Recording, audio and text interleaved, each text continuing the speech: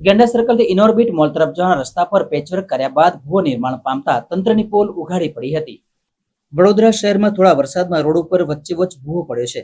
ગેંડા સર્કલથી Inorbit mall તરફ જવાના રસ્તા પર પેચવર્ક કર્યા બાદ ગઈકાલે જે વરસાદ પડ્યો હતો જેને લઈને મોટો ભૂવો પડ્યો હતો।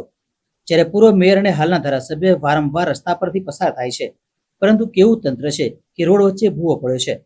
ખરેખર તંત્રની ઘોર બેદરકારી સામે આવી છે। ત્યારે વડોદરા મહાનગરપાલિકા દ્વારા આવા કોન્ટ્રાક્ટ પર કાર્યવાહી કરવામાં આવશે કે કેમ?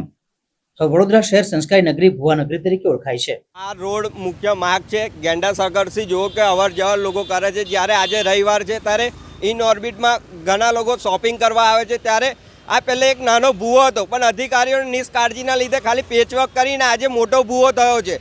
ત્યારે આ વિસ્તાર વોર્ડ નંબર 8માં આવે છે। જ્યારે પૂર્વ મેયર છે અને અભિના ધારાસભ્ય છે અને કાઉન્સિલર બી છે, શું તેમના વિસ્તારમાં આ સમસ્યા અમને નથી દેખાતી? જ્યારે આવા રોડ પર ભ્રષ્ટાચાર થાય છે તો શું પૂર્વ મેયર ને ધારાસભ્ય કોઈ તપાસ કરે નહીં? કેમ કે ગરીબોની લારીઓ માટે એ ધારાસભ્યને દેખાય છે કે ગરીબોની લારીઓ હટાવી, ત્યારે આવા અધિકારીઓ પર મીડિયાના માધ્યમથી કહેવા માગું છું કે આવા અધિકારીઓ પર તપાસ કરવામાં આવે, તેથી ખબર પડે કે દૂધનું દૂધ પાણીનું પાણી થઈ શકે છે।